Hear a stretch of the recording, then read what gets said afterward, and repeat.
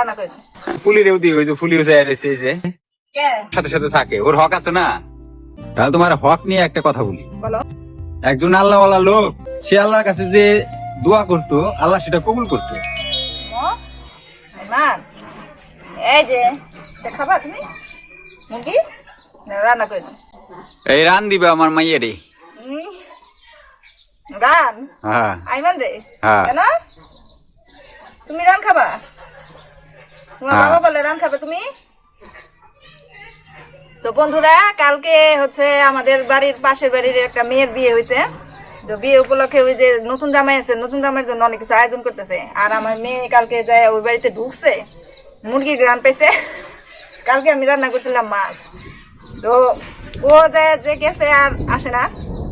ওর বাবা এসে খুঁজতেছে, আইমান কই আইমান কই। আমি বলছে যে তোমার ছোট জামাইয়া ওই বিয়ে বাড়িতে যায় আর আসতেছে না, মুরগির গ্রান পাইছে।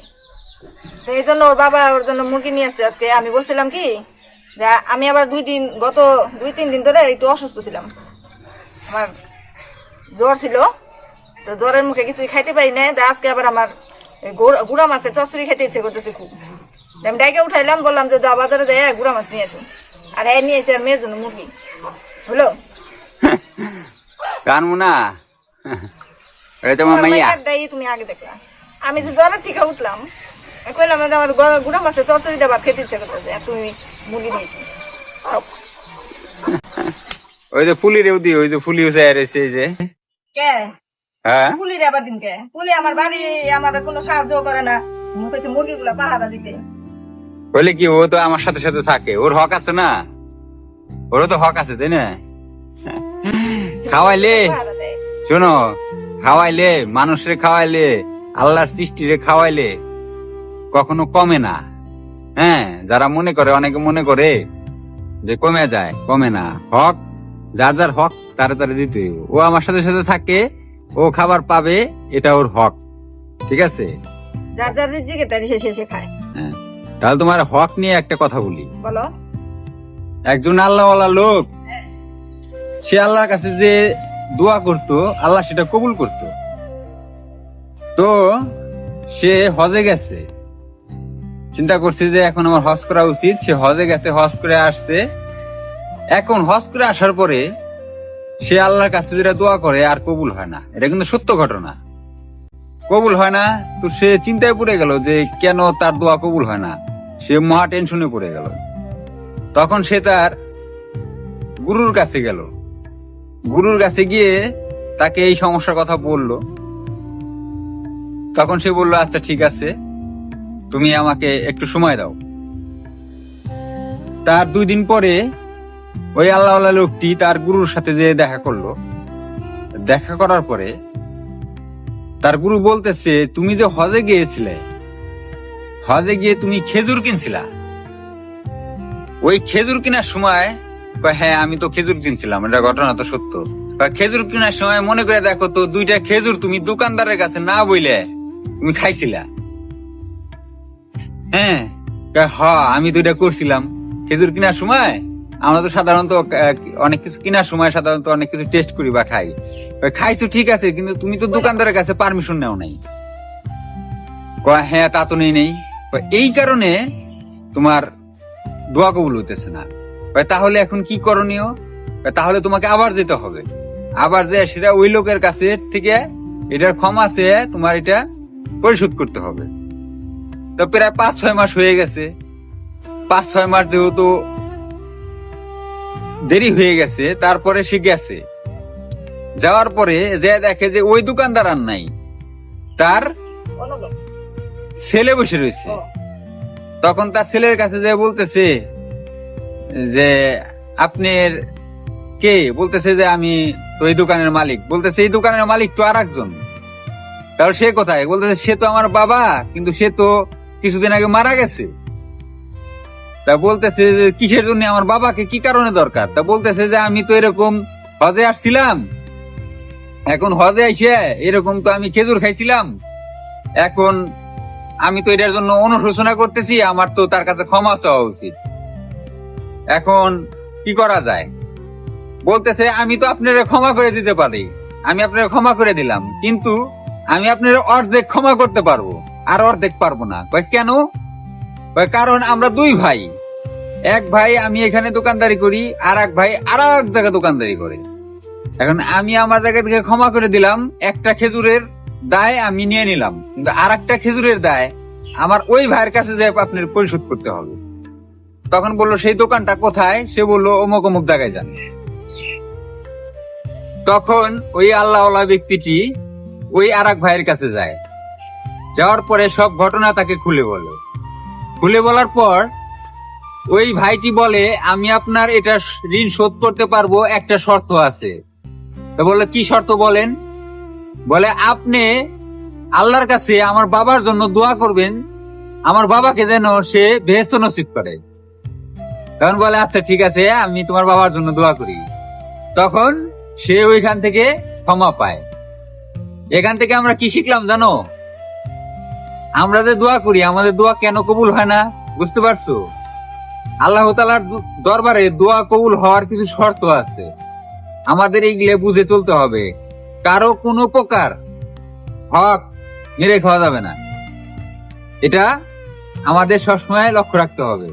যে সেটা 10 টাকা হোক আর 10 লাখ টাকা হোক, বিষয় কিন্তু একটাই। আপনি হকদার যে যে হোক, হ্যাঁ, হকদার সে যেই হোক। আল্লাহ যেন আমাদের সঠিকভাবে চলার তৌফিক দান করে।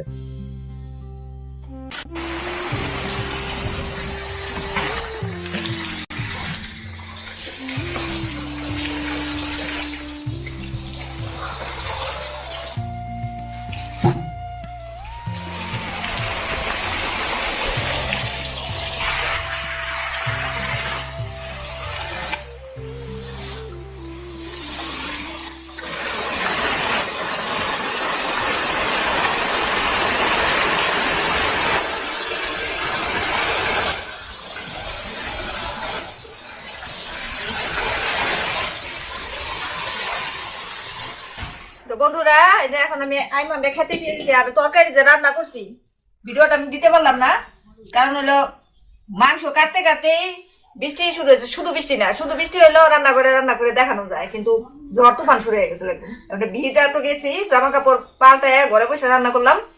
আর এই যে আমার মেয়ের খাওয়া শুরু। এই যে নাম বাইরে পুলি আছে, পুলিরে দাও বাকি। নাও খাও, পেট ভরে খাও, খাও, নাও না।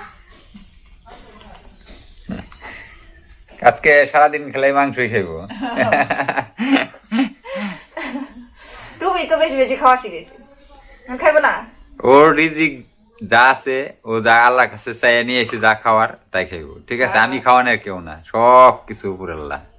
আচ্ছা, তোমার মেয়ে খাইছে, তোমার বাইরে যে তুমি খাও, তারপর আমি পুলিরে দিয়ে আবার আমার কাজ আছে, আবার মনে বৃষ্টি আসবে, বুঝে বুঝে অন্ধকারে তাতে খাও।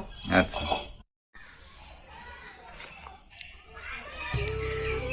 তোর খিদা লাগছে? পুলি, ভাত খাবি না? আয়।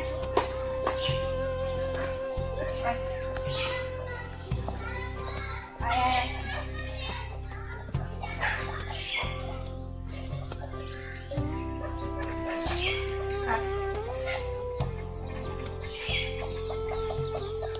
পুলিরও ভাত দিয়ে দিলাম, আর খুলি ওই প্রতিবারের মতনই ভিডিও করলে আর হচ্ছে বাড়িতে কোনো কিছু ভালো মন্দ আয়োজন করলে প্রত্যেকে তো চলে আসে।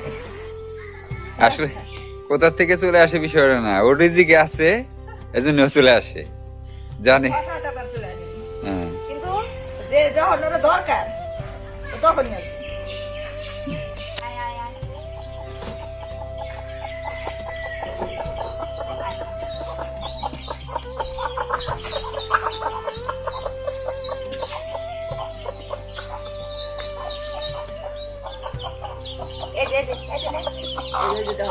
ওই মুরগিও চলে আসছে। ওরে এই যে বাচ্চা আমি নিয়ে আসলাম নিচে খাওয়ানোর জন্য, ওর সাথে সাথে চোখে মেয়েছে। ও কিছুক্ষণ আগে কি হয়েছে জানো না? তুমি জানো না? আমি যখন রান্না করতেছি বৃষ্টি পড়লো, বৃষ্টিটা থামতে পরে বাচ্চা তো ছিল টাপার নিচে, আর ও বাইরে ওখানে বসা।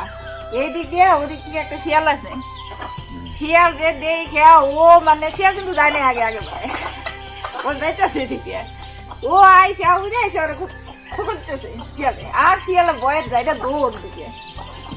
এখন ক্যামেরা থাকতো তখন আমার হাতে, আমি ভিডিওটা করে দেখাইতে পারলে না একটা মুরগি মা হইলে কতটা সিরিয়াস হয় বাচ্চাদের জন্য।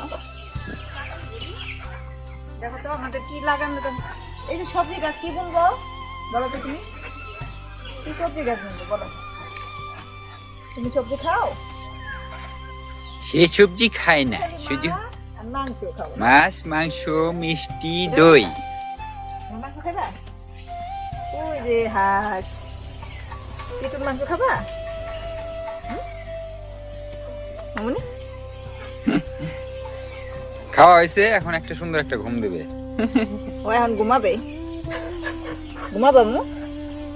ঘুমে দেখছে এখন আর কোনো কথা বলবো না, ওর পছন্দ মতো খাবার খাইছে, এখন পেট ঠান্ডা, এখন ঘুম, শান্তির ঘুম। নামো, কিছু বলবা না? কিছুই বলবা না? এই যে তোমার দর্শক বন্ধুদের বলো ভিডিওটা অবশ্যই লাইক, কমেন্ট, শেয়ার করতে। বলো আমার দর্শকদের উদ্দেশ্যে বলো, আমাকে যদি আপনাদের ভালো লেগে থাকে ভিডিওতে অবশ্যই একটি লাইক কমেন্ট করে ভিডিওটা শেয়ার করে দিবেন, যাতে করে, হ্যাঁ এই যে বলছে দেখছেন, মারছি। মানে তুমি বলবা না, ওদেরকে বলবা না তুমি, ওরা পচা, ওরা লাইক কমেন্ট করে না। আমার দর্শক যদি ভালো না হয় আমি কি করবো? তুমি বলে দাও লাইক কমেন্ট করে দিতে।